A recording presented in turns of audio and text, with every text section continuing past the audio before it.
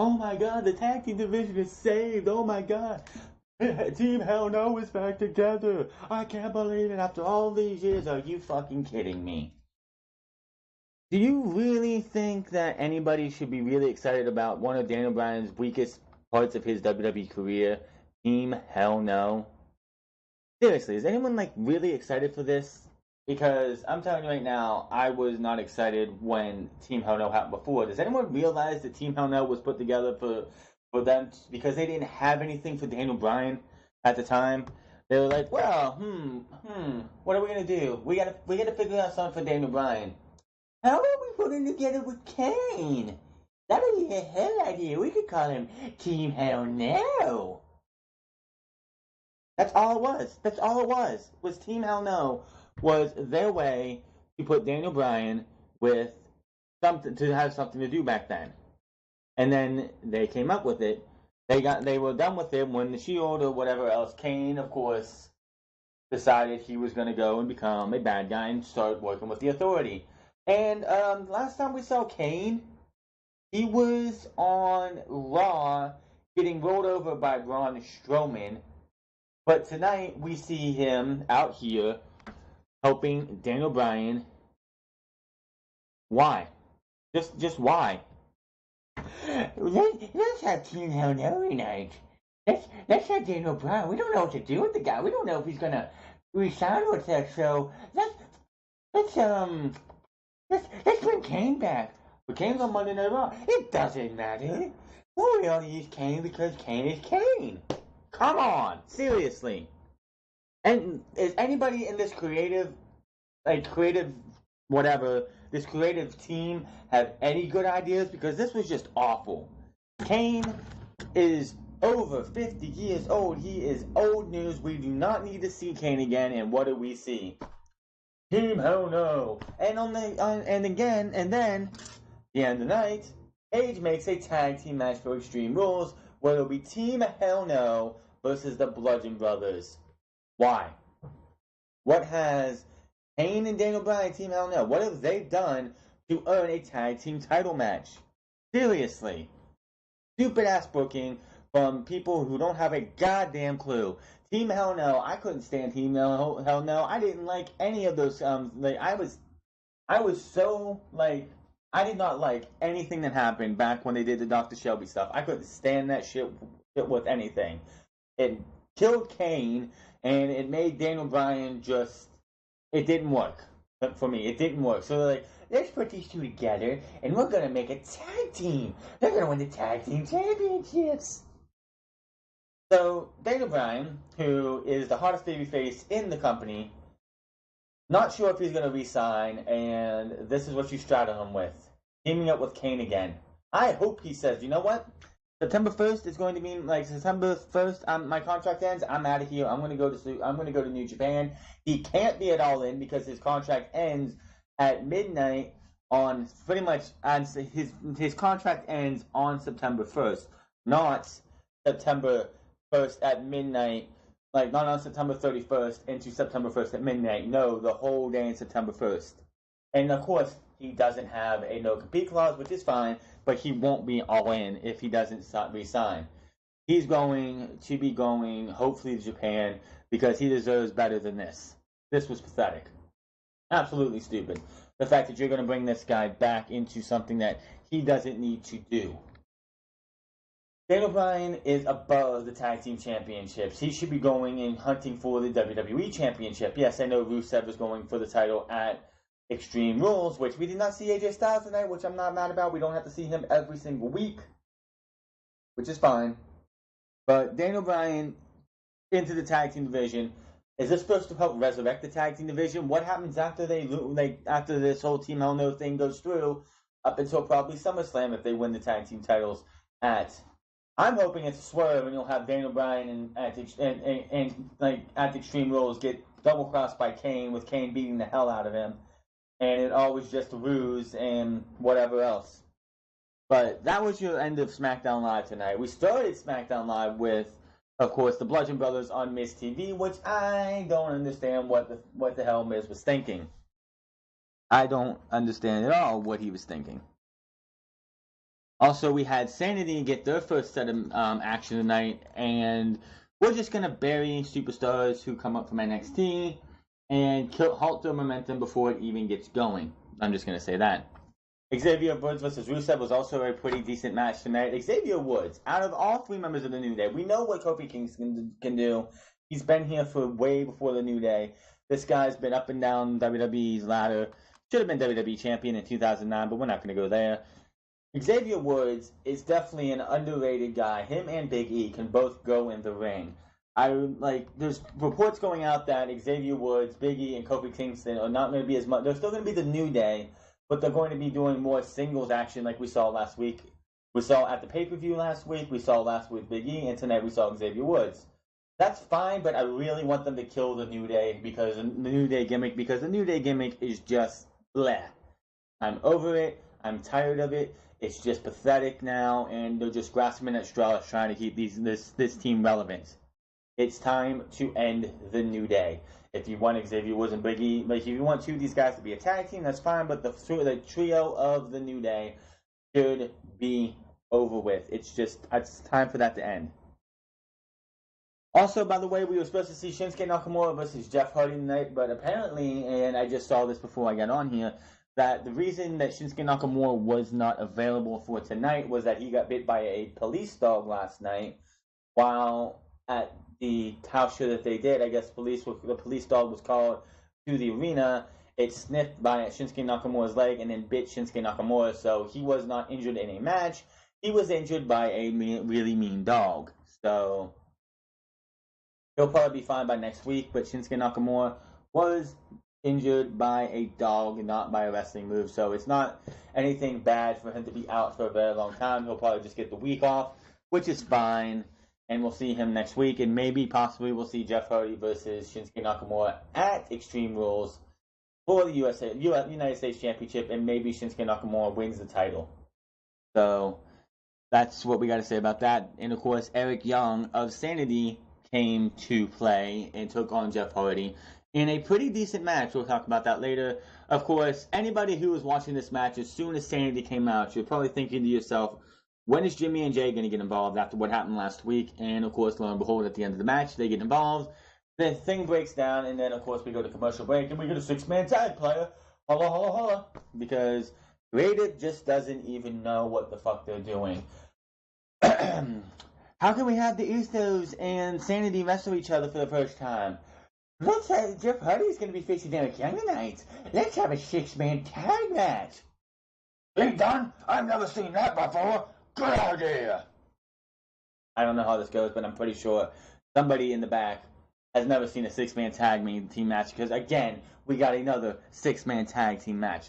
It's just like, I swear, since the beginning of the year, going into November of last year, maybe even all the way of last year, almost every Raw or Smackdown has either had a men's or women's 6-man tag match. This is not New Japan, where they do multi-man tag team matches at their big pay-per-views. This is WWE Raw and Smackdown. Shit can the 6-man and multi-man tag team matches and 6-woman and multi-woman tag team matches. It's enough of it. It's just like if you eat the same food every day. Like I'm a pizza guy and I can eat pizza almost every day, but eventually you're going to get tired of, like if you eat pepperoni pizza and you eat that for 6 months in a row every day for those 6 months, you're going to get tired of it eventually because instead of it tasting great, especially if you have great pizza, because there is great pizza out there and there's terrible pizza. But if you have great pizza and that same great pizza every single day, eventually you're just going to be like, I've had enough of this, I want something else. So why are we getting 6-man tag matches and 6-woman tag matches every single fucking week? You don't have to show everybody every single week. We didn't see AJ Styles tonight. Andrade Cien Almas was in a backstage segment, wasn't wrestling. Don't have to show everybody every single week. You have enough talent that Jeff Hardy, which he was supposed to be in a match this week anyway, or Sanity could miss a week, which I know they made their debut last week and you want to follow that up, but save that for next week. You can spread it out. We don't need to see the New Day every week. We don't need to see Daniel Bryan every week. We don't need to see Rusev every week in Aiden English. We don't need to see the same superstars every single week. You have enough talent on this brand to be able to go without having the same guys on every single way. In moderation. Come on. Rotate. 1 week you see Daniel Bryan, 1 week you don't see Daniel Bryan. 1 week you see AJ Styles, the other week you don't see AJ Styles. Something like that. It's just ridiculous. We see everybody every single week. Like you have Daniel Bryan, The New Day. Where's the bar been? That's what I want to know. Where have they been? You know, like Daniel Bryan and The New Day, you have to see them every single week. Damn it, John. New Day have to be on every single week because I just love those guys. They're funny as hell. They're funny. Did you see the New Day tonight having Mr. Bootyworth blend up a shake with pancakes in it? You know how disgusting that is? Pancakes are not meant to be blended up into a shake. It just looked disgusting. And the fact that Xavier Woods took a sip of, like a drink of that, I'm probably sure after the camera went off, he spit that shit out because that was probably the most disgusting thing ever. But I'm rambling on here. Becky Lynch continues her winning ways. I really have to say something here. Becky Lynch has not lost in outside a singles match in the last month. Like in the last month, she has not lost a singles match. Are they building Becky Lynch to take on Asuka or Carmella at SummerSlam? Or are they just doing this to waste our time? Because Becky Lynch beat Charlotte before Money in the Bank. She beat Sonya Deville tonight, and she beat Billie Kay last week.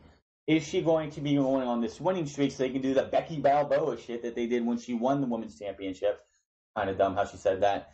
But are they building her up for something big, or are they just building her up to disappoint us with it later? I don't know, and I would really like to know, because with WWE's track record of Becky Lynch and others, the fact that she's like doing so, like this is her third or fourth or so win in a row on SmackDown Live. It's got to be leading to I would think, and this is what I pitched on. Well, I pitched something else, but it's not going to happen because we know how that's going to go. This is what I think should happen if you're building this up. Charlotte's not going to be around until SummerSlam, so Becky Lynch. I don't know. Like, it's going to have to be Becky Lynch versus Charlotte. I would like to see it at Extreme Rules, but since it won't happen at Extreme Rules because Charlotte's going to be out due to her surgery, which to other superstars like Naomi, like Alana, like all those others who don't get much TV time, with Charlotte being out for 2 months, that's a blessing in disguise for those women because that gives them a chance to have TV time over a Charlotte Flair. And when Charlotte does come back, please turn her heel. I know we had a Bayley heel turn, possibly like a Bayley heel turn last night on Monday Night Raw, but tonight, for Tuesday nights on SmackDown, Charlotte Flair needs to turn heel. The only heel you got, really, is Carmella. Lana and Naomi were in the back being all nice and nicey nice with the women from Glow, which who gives a shit about that? I don't. You have Becky. Well, you have Sonya. You have the Iconics who won here tonight. Thank you, motherfucking wrestling gods. I can't stand. But like serious heels on SmackDown Live. You have Carmella, who is the women's champion. The Iconics don't factor in anything. Mandy Rose and Sonya Deville don't mean shit either. That's 4 heels right there that don't mean anything. But out of everybody else, from Becky to Naomi to Carmella to Asuka, which is about all you have that really matters, and Lana, Carmella is the only heel. So balance that out and give us a heel Charlotte who, not immediately. If you're going to have Charlotte versus Becky for the #1 contendership, which it should be a match, after Asuka or Carmella, after Asuka hopefully beats Carmella, she gets her rematch cards on Tuesday, the Tuesday after Extreme Rules. Asuka beats her. James Ellsworth is sent to the hospital and out of here. And then the next week or whatever, you get a #1 contenders match between Becky Lynch and Charlotte. The winner goes to SummerSlam to face Asuka. Charlotte cheats to win. Period. Charlotte cheats to win. And Charlotte gets dastardly and evil to take on Asuka because she knows that she got lucky at WrestleMania, so it's going to take her nasty evil side to come out to beat a person like Asuka. Which Asuka should win the Women's Championship at Extreme Rules, which was announced tonight. with an embarrassing segment with James Ellsworth, but it was James Ellsworth, so what do you expect? Anything else happened on SmackDown today that I need to talk about before we get into this review? Let me see here. Again, why we had Sanity have their first six-man tag team match between the Usos, Hardy versus Sanity. Why Sanity lost and Alexander Wolf took the pinfall is beyond me. They did the smart thing by not having Eric Young win the U.S. Championship or get pinned with having the Usos come out, which is the only reason that made sense for them to come out.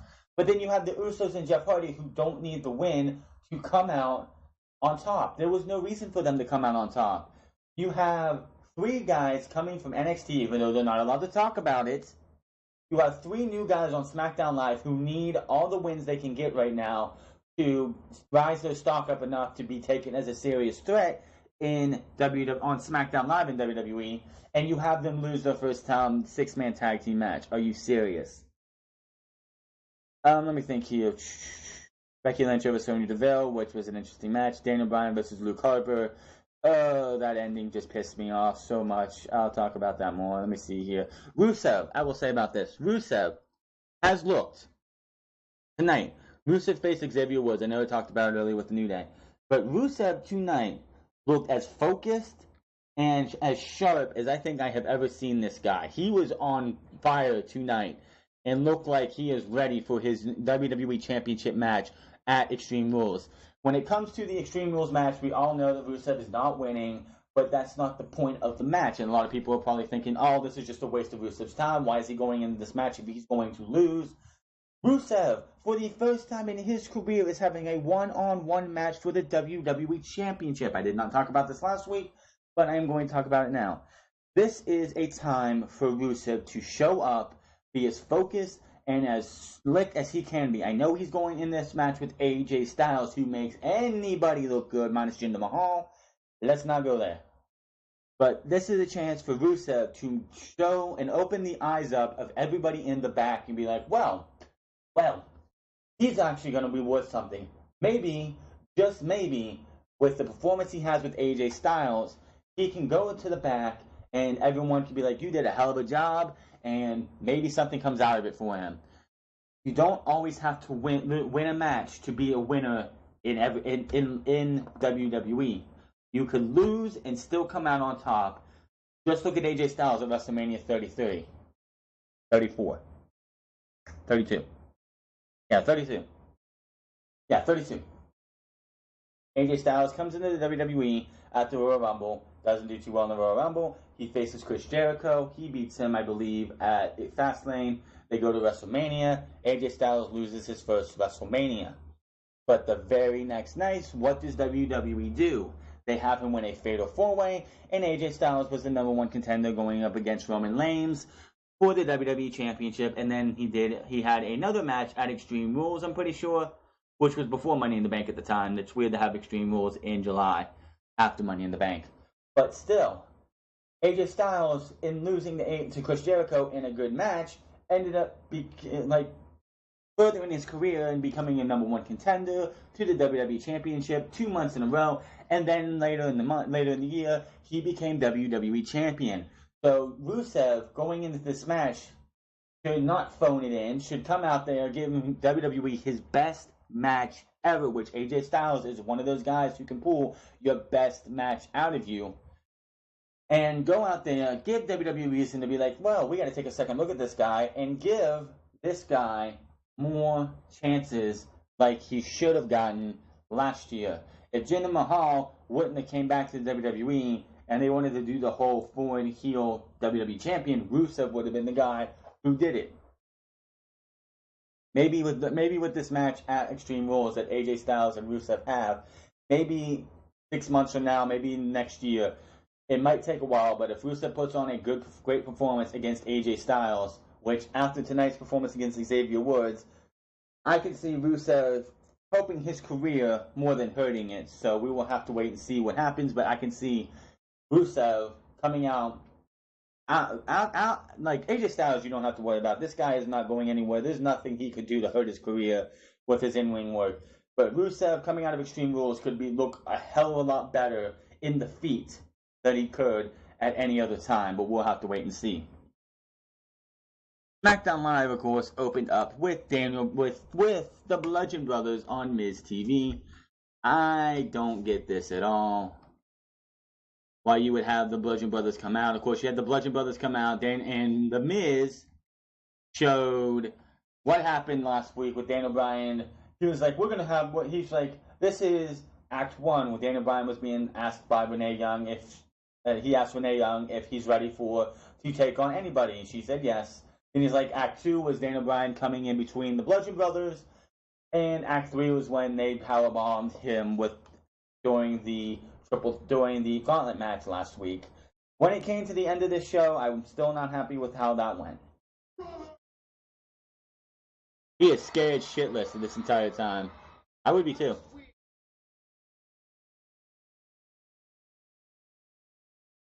My microphone, here it is. Oh no, my microphone messed up. Give me a second here.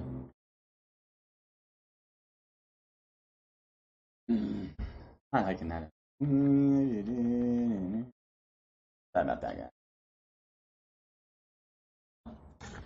The Bludgeon Brothers! Last week on Smackdown Live, we each proved how easy it is to dismantle Daniel Bryan. Now, my agenda was crystal clear, but the WWE Universe has been speculating why you two attacked Daniel, so, why did you do it? Look, I get... They cut it out, but he walks up, he like slowly comes, he has the microphone stretched out like far in front of him, and he like inches closer to them, scared like a little kid. What the hell am I supposed to do? You're the strong, silent type. And I feel like I know the answer, but I feel like the audience needs a little clarification. Daniel Bryan makes a critical error by interrupting what should have been a celebratory moment between you two, the SmackDown Tag Team Champions. Such disrespect, and trust me, I know from experience, Daniel Bryan is a glory hound. He can't stand it when someone else has more attention than him. So what does he do? What does he do? He tries to steal your thunder by doing his overused yes chants to the audience. Yes, yes, yes, yes. Right after you guys left, Daniel Bryan got up and he was 100%. And there I stole the spotlight by defeating him in the gauntlet match in mere seconds. Now, trust me, you two did a fantastic job, and if I could be so bold, it felt like you guys were auditioning to be a part of the new Miztourage.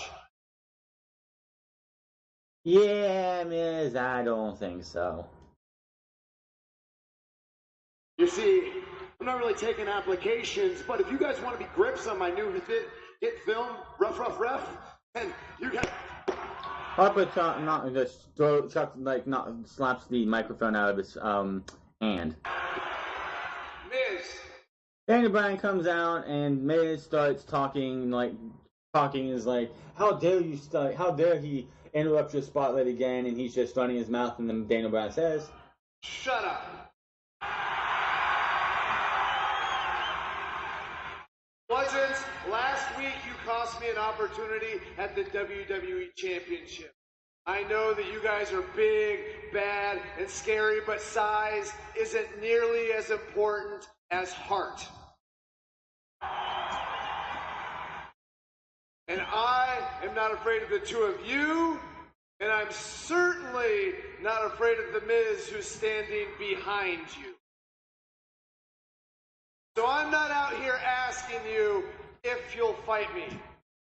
I'm asking, which one of you is going to fight me first?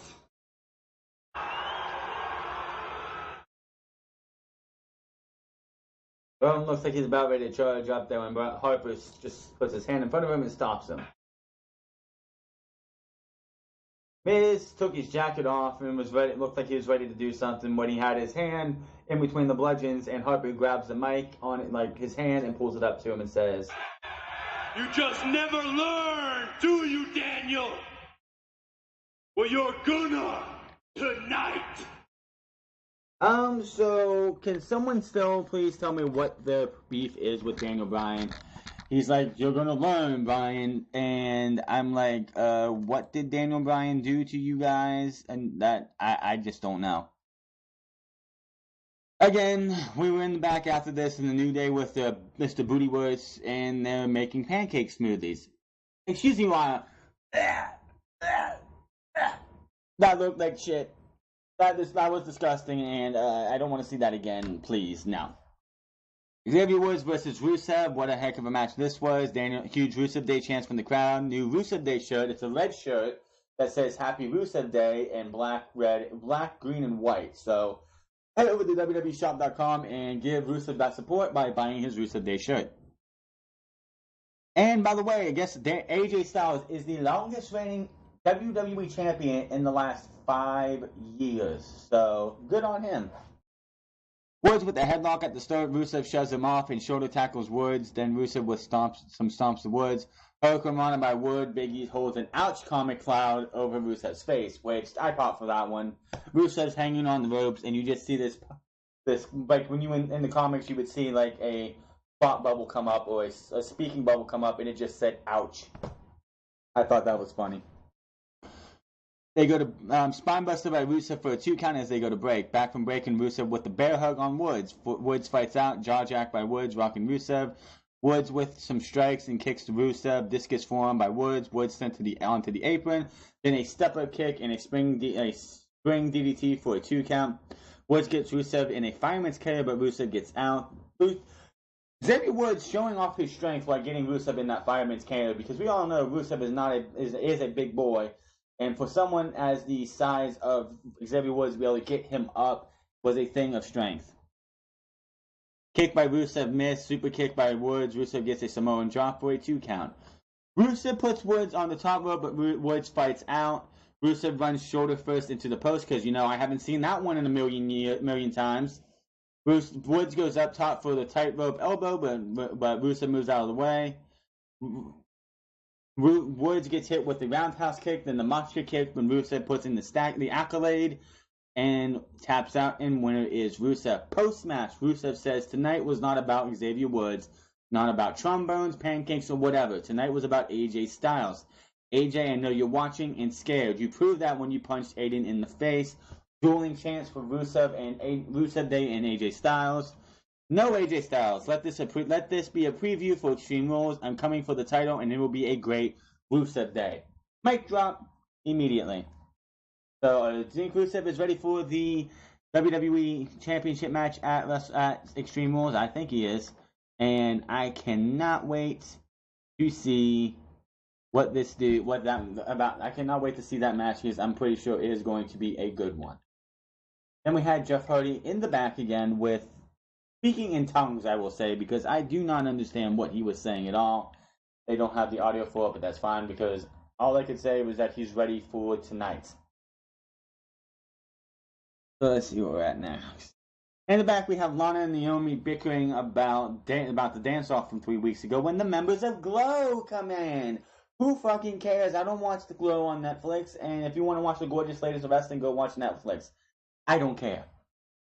Then one of the women, I guess, who plays a Russian, sits there and talks to Lana and stuff in a Russian accent, and they just buddy up and make it all about trying to get Lana and Naomi on the same page and to be buddies, and I don't care. Jeff Hardy comes out for his open challenge, and Sanity makes their way to the ring. Eric Young is the member of Sanity to take on Jeff Hardy. Eric Young laid on Hardy from the start of the match. Twist of Fate on Young, which I guess I don't know exactly what the hell was supposed to happen, but it looked like some kind of Twist of Fate botch. Jeff goes up for the Twist of Fate, but Young bails from the ring as they go to break. Back, and Young is in control. Chin lock on Hardy by Young. Let's go Hardy chant. Young throws down Hardy, gets a 2 count, and then back to the chin lock. Crowd wills Hardy back into the match, but Young whips Hardy in the corner, and Hard gets a 2 count. Young stunts on the chest of Hardy. Hardy fights back. Hardy rolls up Young for a 2 count. Clothesline by Young for a 2 count, and he screams, "Come on!" Young back on the attack, and he's back on Hardy's neck. Hardy's neck became a focal point of his for the remainder of this match. Hardy and him put on a decent match. I wish they could have had a little bit more time, and I wish the obvious ending wouldn't have happened, but it did. Hardy fights back and hits a jawbreaker, then shots from Hardy, followed by a clothesline, then his leg drop into a drop kick combination, delete chance from Hardy, from delete chance, double clothesline, both men are down. Jeff Hardy did with the delete chance, he did the delete, and then Tom Phillips was like, Jeffrey Nero Hardy, looking to become a little woken, so they didn't call him Brother Nero, but Jeffrey Nero Hardy, which is his full name. Whatever. If you want to say Jeffrey Nero Hardy, then just say Jeff Hardy looking to bring a little bit of Brother Nero out. Just say that. That's what he looks like ish when he has the whole eyes covered in the ghostly mist. The Usos come to the ringside area and they brawl with Wolf and Dane. Young comes out and tosses Jay into the ring and they brawl. Winner by match is DQ. Is Eric Young. Brawl continues as the Usos and Hardy dispatch Sanity and SmackDown Live as they go to break. We come back and it's Sanity versus the Usos and Jeff Hardy, and I have seen enough six-man tag matches. We just saw one yesterday. If you watched the United Kingdom tournament, you saw the Undisputed Era versus British Strong Style, which was a good, decent six-man tag match. And then we get this Monday Night Raw, we have a six-woman tag match. I'm surprised we didn't have another six-person tag match at the NXT United Kingdom TakeOver UK Championship show today. But no, we get a third one this week. That's enough. I am tired. And oh yeah, by the way, if you're watching 205 Live, there's a six-man elimination tag team match going on while I'm recording this, most likely, or that's over. Jeff Hardy and the Usos win this match. Why they won this match is beyond me. I still say Sanity needed the win. Sanity needed the win, but they didn't get it. Match ends when one of the Usos hits a super kick, tags on Hardy, Swanton Bomb for the win. And again, bad booking decision. It should have been Sanity. Sanity needs a little bit of momentum. Jeff Hardy is the most over guy in the fucking company. Well, one of the most fucking over guys in the company. He doesn't need to win another match against a young guy. He should be putting young guys over. The Usos are the Usos. They're over too. The Sanity needed the win. Why would you bring Sanity up? Oh, this is Monday night. This is SmackDown Live. We kill characters. This is WWE main roster. We don't care about characters. We kill them. Fuck the rest. Fuck WWE's characters. We don't care. Is what you go with. Becky Lynch versus Sonya Deville match. Like, this match was decent. Becky Lynch wins again with the disarmer after Sonya Deville gets pulled into Mandy Rose, knocking Mandy Rose down. Puts the disarmer on for the tap out, and Becky Lynch is your winner. Ugh. In the back, James Ellsworth is looking at a mirror. He has an Oscar mask on. He has the Oscar mask on when he walks past Ty Dillinger. And he pulls the mask up and is like, hey, Ty, your boy James Ellsworth is back. Ty's like, oh, no, and pulls the mask back down, says that's a 10. Ellsworth is like, oh, no, wait, when I take the mask off, now I'm a 10, right? And no, Ty Dillinger pulls him down and says you're a 1. And that's the best you have for Ty Dillinger. Ty Dillinger has not been seen on TV since his match with Shinsuke Nakamura, which was a pretty decent match, mind you. And the best you have for him is James Ellsworth. And then we have Zelina Vega and Almas in a promo.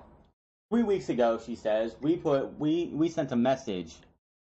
3 weeks ago, we sent a message. Everyone is afraid of Almas, and to stay out of their way if you know what's good for you. James Ellsworth makes his way to the ring. Paige comes out after he starts talking shit out of his mouth. She makes a match for Extreme Rules. We get a rematch between Asuka and Carmella. But next week, it'll be Asuka versus James Ellsworth. Anybody who knows Asuka's history when she was Kana in Japan, this is not her first intergender match. Just go ask Minoru Suzuki about how badly he beat the fuck out of her in their match. It's on YouTube. Look up Asuka versus Minoru Suzuki and see just how badly he beat the fuck out of her. Minoru Suzuki is one of those guys, if I saw him in an pissed off mood, I'm running for the hills, and hopefully I'm faster than him. That motherfucker can beat the holy hell out of you. So, I expect to see Asuka destroy James Ellsworth and take him out for the match at Extreme Rules, and hopefully we will get Asuka beating a shitty-ass Carmella who can't wrestle a match worth shit, and everybody knows that. Hopefully Asuka is the women's champion coming out of Extreme Rules. Daniel Bryan versus Harper. Harper with stiff shots in the corner, tosses Bryan outside, Bryan right back in, and kicks to the corner for Bryan. Drop kick blocked by Harper, and Harper tosses Bryan into the barricade. Harper goes for something, but gets tossed into the post. Forearm by Harper, rocking Bryan. Harper stretches the face of Daniel Bryan. Then a kick to Harper, who Bryan leads over the ropes. Suicide dive by Bryan gets caught. Who gets dropped face first onto the barricade, which was Luke Harper special in the Bludgeon Brothers. On the announce taper, then he has him over by the ringside area and hits a haluva kick to send Bryan into the timekeeper's area as they go to break. Harper is still in control as they come back. Bryan fights back, but Harper is still in control. Backflip out of the corner, Bryan ducks the clothesline, but Harper with a black hole slam for a 2 count. And yes, motherfuckers, I'm calling that a black hole slam because that was Abyss was the first person I've seen use that type of move, and he got a black hole slam. So until I hear otherwise, it is a black hole slam. Falling for him, then a rolling senton from the apron, which Luke Harper tonight showed that whenever they decide to break the Bludgeon Brothers up, this motherfucker better get a singles push. The best match of his career last year was him and Randy Orton at Fastlane in 2017. And now you have him straddled in this tag team of the Bludgeon Brothers that's going to go absolutely nowhere for him. And tonight he showed why he should be a single star.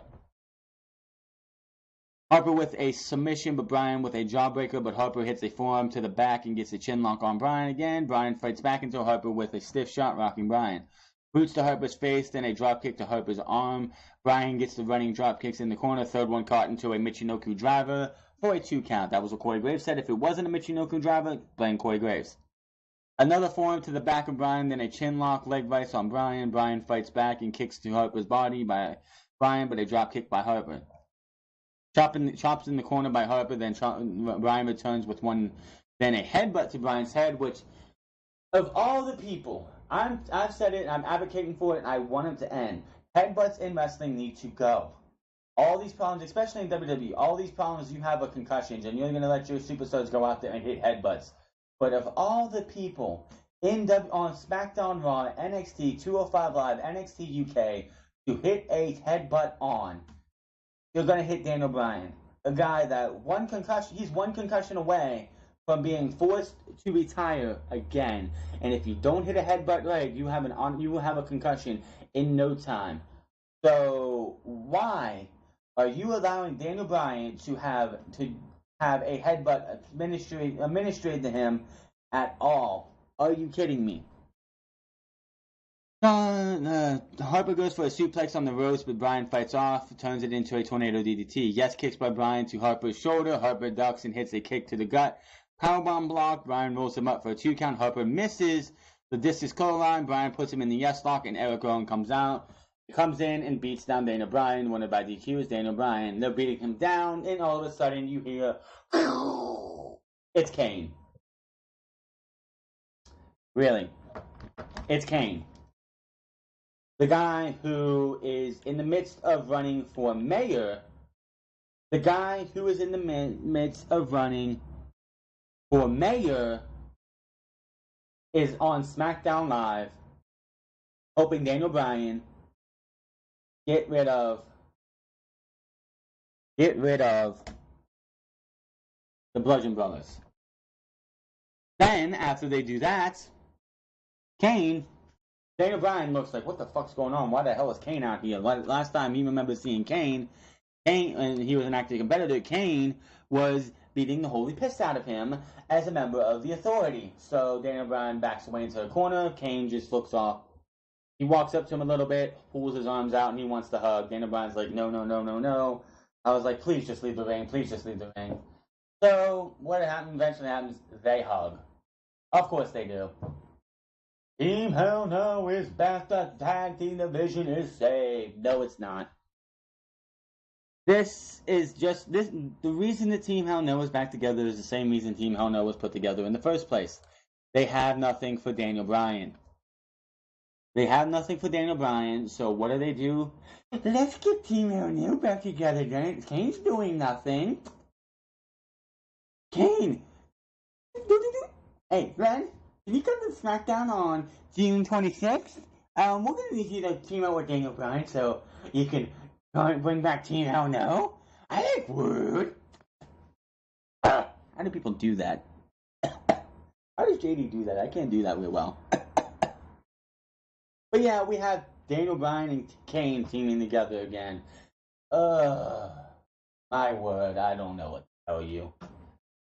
I just SmackDown Live was having a pretty decent show, and then you have one. We have to be reminded of one of, if not the worst moments, the worst time in Daniel Bryan's career, when he was a member of Team Hell No. I mean, people could sit there and say, "Oh, well, Daniel Bryan losing to Sheamus in 2 minutes and 18 seconds at WrestleMania was one of his worst moments in his career." Well, no, it wasn't, because it was the genesis of Daniel Bryan being put into the main event just a few years later. I don't want to see this again. The Team Hell No thing, I want it to be a swerve at Extreme Rules where Daniel Bryan gets his ass kicked by Kane, and then Kane's just off and runs off into the sunset. That's your SmackDown Live review. My name is The Franz. Find me on Twitter at The Franz. Find me on twitch.tv/TheFranz08. Make sure to hit me the follow button on both of those. Hit that subscribe button. Comment down below. Like this video. And I will see you guys tomorrow morning for NXT TakeOver Royal Albert Hall, or NXT. We're going to do the championship tournament and the NXT. It was pretty much an NXT TakeOver Championship, UK Championship tournament, and UK Championship. The first night was a tournament. The second night, they actually used the NXT opening theme, so it was practically NXT TakeOver for me. Number 2. Until then, my name is Franz, and I'm getting out of here.